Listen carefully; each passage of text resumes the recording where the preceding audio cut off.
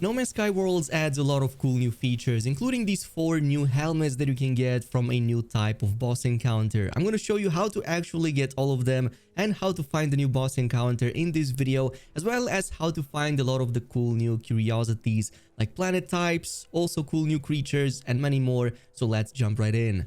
So let's get started with the 4 headpieces you can unlock by just playing the base game. This includes the Broodling Skull, we also have the Hunter's Jaw, a bioluminescent headpiece, and finally we also have that Brood Mother helmet. And to unlock these, you're going to have to complete the new Vile Brood encounters, which are these big boss fights against these new insectoid enemies. However, to do so, you need to find them in the first place. And there are a couple of ways in which you can do this.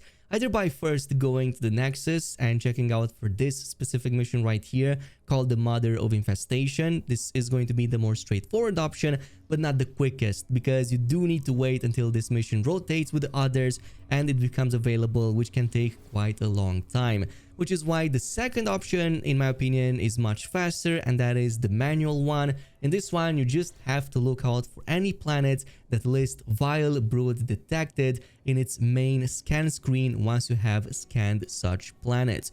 There's no specific system that holds them. You can literally go in any of them. It can spawn on any type of planet, from bountiful to desert ones. It doesn't really matter. Just scan planets over and over until you see the Vile Brood detected message on the main scan screen, point at which you can go on said planet and start looking for the next step. And that is going to be by finding one of these juicy grubs. Now, they should spawn very close to you, but if they don't, just go a few hundred meters in any direction and start looking through your scanners. Eventually, you will see their specific icons, which are these red with a white grub in the background, which you can then go ahead and collect. You can even collect them one after another if you want to make a collection and then spawn them on any planet. As yes, by the way, you can also use these on non-brood infested planets. But once you did get a juicy grub, you can go ahead and activate it or squish it from your inventory.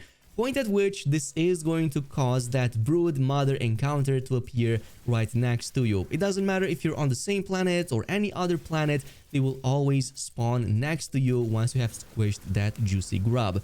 Now, the boss encounter is going to be a lot more challenging than any other fight in the game, but if you're fully maxed out like how I am, it should definitely be very easy for you still. You can just shoot at its head normally, you're still going to destroy its carapace, protecting its head, and you're then going to deal a ton of damage. But if you're not, then just pay attention to the ads. You can destroy the ads, which is going to further take down out of the boss shield, the one represented with the yellow bar. Or you can just shoot at any of its body parts, especially the back inflated side. That one is very easy to aim for, and once you destroy it, you can just deal damage to its health.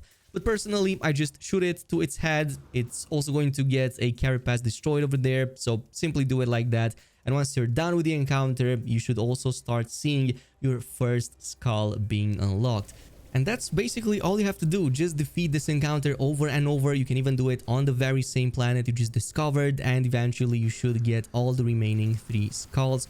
So in total, there are 4 titles with 4 helmets associated with them. This starts with the Roach, the Winged Hunter, the Phosphorescent, and finally the Brood Mother. I think that this is going to be given to you every 5 Brood Mother kills. I have not counted them, but it did not take more than like 15 or 20 Brood encounters for me to get all of these helmet pieces, maybe even less than that. But I'm going to just estimate it to about 5 encounters per title and per helmet. And they look something like this, really awesome, multiple parts that you can color, and of course this is going to go really nicely with the new insectoid armor set that we're gonna get from the new expedition dropping in a few more hours later today. That being said, these are not the only worthwhile upgrades and unlocks in the new update. We also have the Aqua Jets. This is basically the new landing gear that lets you just land your ship into the middle of an ocean or even on top of any water surface.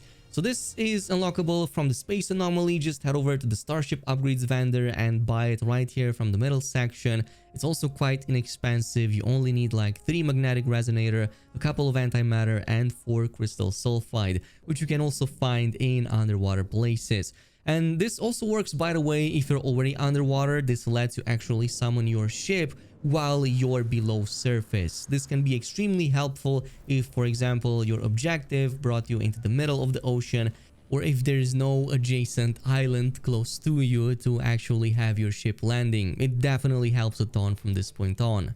But while we're on the subject of upgrades, you can also unlock the new skylight roofing for all of the new base structure types, including wooden all the way to the concrete and the metal ones. So you can just go to the construction modules terminal and unlock them from over there.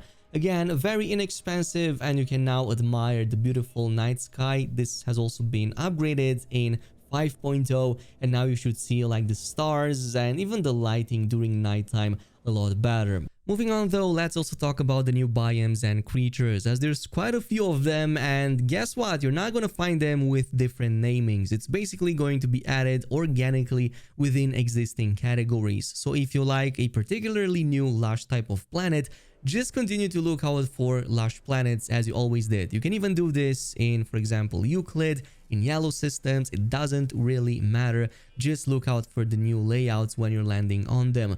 For example, I managed to find this really awesome planet right here that looks very close to the one in the trailer, with the lush plants also floating in the sky. It's a new one, but I wasn't able to find any of the new floral creatures alongside, so that's also a random generation. Another thing I found was many more floating island planets, just like in the trailer. This can be the case with both moons and regular planets, so again, just look out for them. They can literally spawn for any type of biome.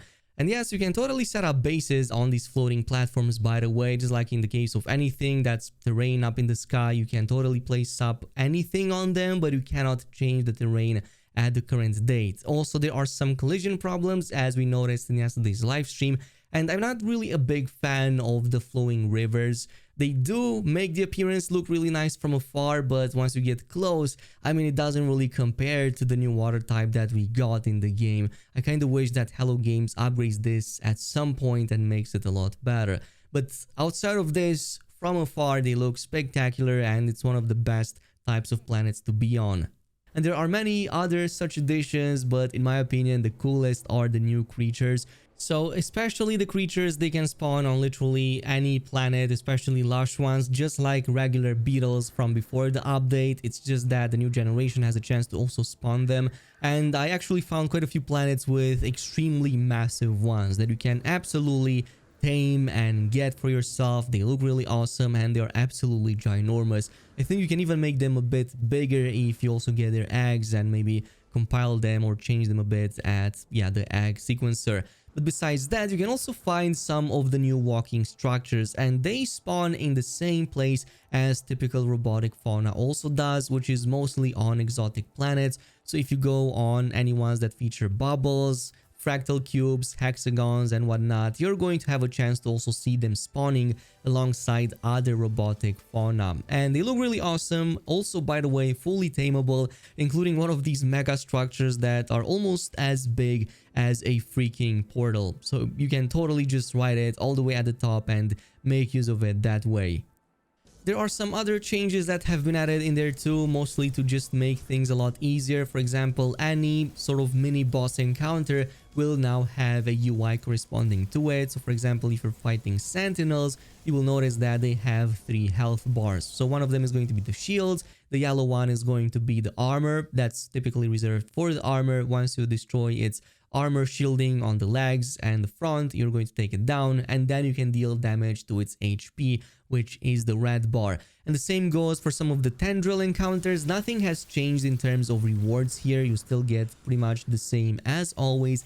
It's just that now they are better shown with all of the 3 separate health bars for each of the vessels, 1, 2 and 3. So as you defeat them and deal damage, you're going to see that going down. In my opinion, a good quality of life change. And besides this, of course, we can't go over all of this without also mentioning the waters. In my opinion, the best waters are going to be on blue planets, specifically blue planets with blue skies as well as green vegetation. I managed to find quite a few of them, and this is going to be the most tropical sort of scenery that you can unlock in the new update. and definitely worth it to create an underwater base now. Even more so, you can see reflections via this water. You can also have that distortion as you're looking at objects beneath the surface. Oh, and quick tip, you can also access the 4 new emotes straight from the emote wheel. It's going to be unlocked by default in the new update, and also one that's kind of like a dance shuffle. Looks really interesting and you can just access them right away, but again, lots more to follow really soon. So overall, banger update in my opinion, the best yet, and we're also going to talk about that new expedition in a bit. There are so many big rewards during it, so we're definitely going to do a live stream later today once it becomes available. This is it. Let me know down below what's your opinion of update 5.0 or Worlds Part 1 so far. In the meantime, thanks so much for watching, and I'll see you in the next video.